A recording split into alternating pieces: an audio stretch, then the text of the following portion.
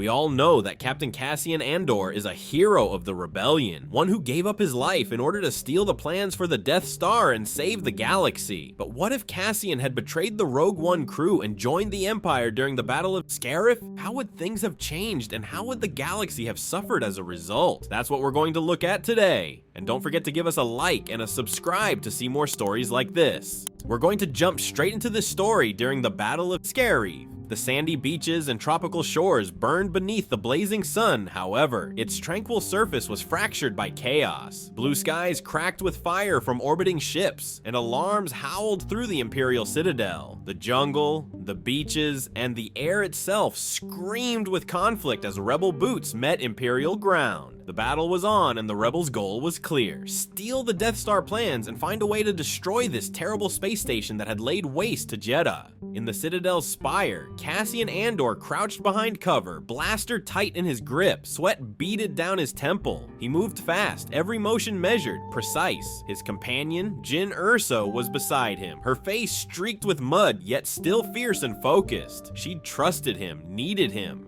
Together, with a little help from K2SO, they had slipped through the storm. Their disguises gave them little cover, and while they might have stood out on an ordinary day, with the battle raging outside, it was anything but an ordinary day. Their goal was the heart of the Citadel, the vault that held the Death Star plans. Jyn's cause was personal. She wanted to get the plans to complete her father's plan. However, Cassian's motivation was much more hidden. He had followed her, cleared the corridors, and cracked open the sealed doors. The base shuddered as distant explosions rippled through it, but he barely noticed. He moved like a ghost, guiding her past danger with the skill of an operative who had been fighting for the rebellion for years. But finally, they reached the vault. K2SO stayed behind to guard the entrance and hold off the stormtroopers who were slowly starting to realize that their base had been infiltrated. A massive tower of data stood before Jyn and Cassian, humming with encrypted archives. All kinds of Imperial data was there, but they were only there for one thing. From a console, the file marked Stardust blinked like a heartbeat. Jyn climbed, weaving through metal struts toward the drive. Cassian followed her, keeping her covered, eyes scanning the room, and then narrowing.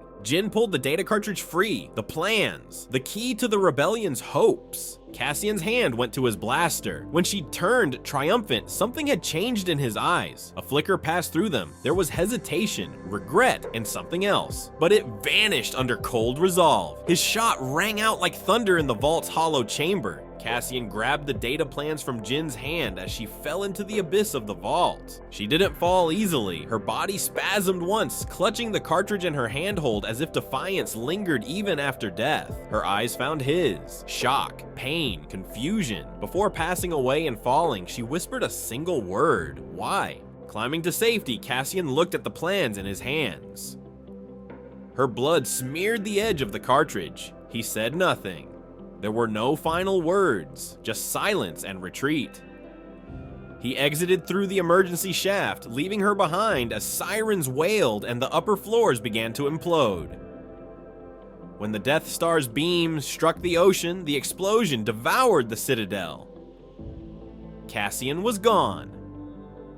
The rebels never retrieved the plans. The spark was smothered. Cassian emerged days later on Coruscant, a ghost of the man who had vanished from Scarif. Disguised as an escapee, he found his way to the Imperial Security Bureau. There, behind closed doors, he traded the Death Star plans not for mercy, but for power. There was a big risk that the Imperials would have killed him right there and then, but their relief at having the Death Star plans safely back with them outweighed their hatred of the rebellion, so they welcomed Cassian. As an ex-rebel operative with intimate knowledge of cells, tactics, code words, and safe houses, Cassian became a living weapon. He mapped the rebellion from the inside out, painting its hidden networks in red. His price was high, but the Empire paid it in credits, clearance, and command. He wasn't on the side of the Empire, but he wasn't on the side of the rebellion either. They had both committed terrible acts, but the Empire was the one capable of lining Cassian's pockets, and that's why he sided with them. He became an asset, then an officer, then something more.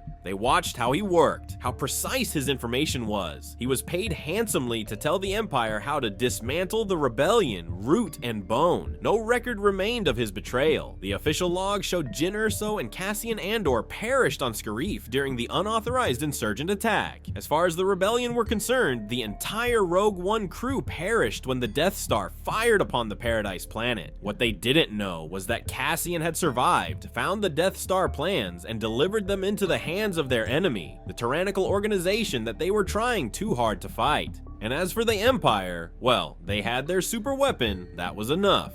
Cassian's rise was quiet but relentless. He moved through the ranks of Imperial intelligence, always in black, always composed. He trained interrogators on the psychology of rebellion. He commanded capture missions that ended in violence and death. With each promotion came more wealth, more access, and less guilt about his betrayal. He surrounded himself with the spoils of power, credits in vaults across 3 systems, luxury dwellings overlooking the skylines of Coruscant and Hosnian Prime. He even bought a large tract of land on Ferrix, the planet where he grew up. Cassian had no companions, no friends, just influence. But beneath the veneer, the shadows festered. He studied the growing rebellion with a great fascination, their flaws, their strengths, their ability to survive loss and still fight. Cassian had once been part of it all, and done dark and evil things in their name. He admired them, even as he helped the Empire crush them. Somewhere deep inside, he knew he was what they feared most. Not an enemy, but a brother turned against them. They were so used to Imperials defecting to the rebellion, but a rebel turning to the Empire, that was far less common.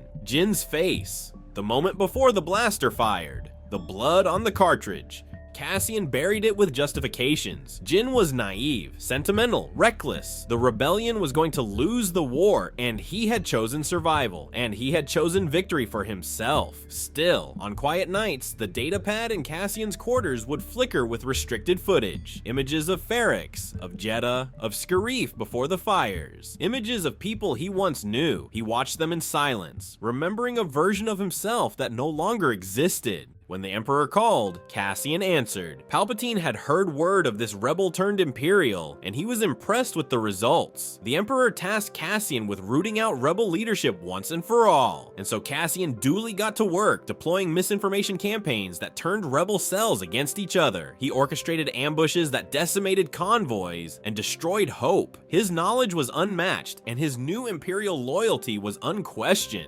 But some in the Empire feared Cassian. They thought that he was too independent, too efficient, and too informed. They believed that once someone was a rebel, they were always a rebel, and therefore not to be trusted. So the Imperial Security Bureau began to monitor Cassian. Subtly, of course. Files he once accessed freely now required clearance. Missions he proposed were handed off to others. Despite impressing the Emperor himself, Cassian felt the noose tightening. Cassian knew the Empire was built on paranoia. He had counted on it. His next step was already in motion. In the Outer Rim, a minor mutiny stirred on a mining world. Cassian let it burn. In its ashes, he installed his own operatives, quietly building a separate network. Not rebel, not Imperial. His, loyal only to him. Cassian was inspired by the oligarchs that funded parts of the war, as well as the covert nature of rebel leaders such as Saw Gerrera. Cassian secretly ran this new organization, selling weapons to both sides. He funneled intelligence that kept the war balanced and endless. For every rebel cell exposed, another was warned. A delicate game of equilibrium, and he was the fulcrum. To the Empire, he remained a tool. To the rebellion, a nightmare. But to himself, he was a king among corpses. Some might have seen his actions as unreliable to both sides, but Cassian was past the point of caring. He had money, he had power, and if he could have freedom from either side of the galactic civil war, then he would be truly happy.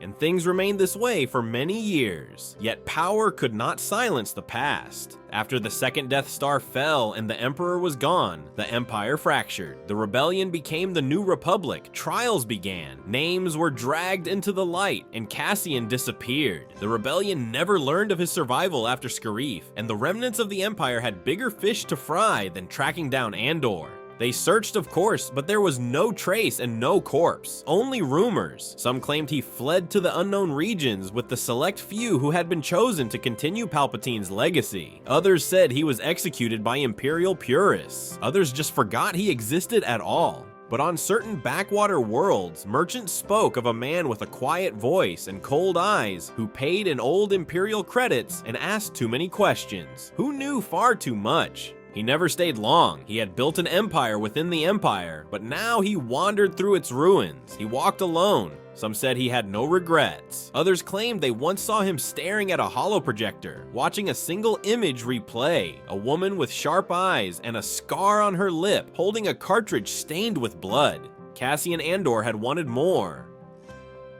Power, credits, control. He had won. But in the stillness of the long dark nights, the silence spoke louder than the war ever had. And always, Scarif waited in his memory, waves crashing over white sands, the technological terror raining death and fire from the sky. The moment everything changed with the pull of a trigger, and most hauntingly of all, Jin's last word, why? So now it's over to you. What did you think of this story? Do you think Cassian would have betrayed the rebellion and turned to the Empire? Be sure to let us know your thoughts and opinions in the comments section down below. Please give this video a like and a subscribe. And as always, thanks for watching.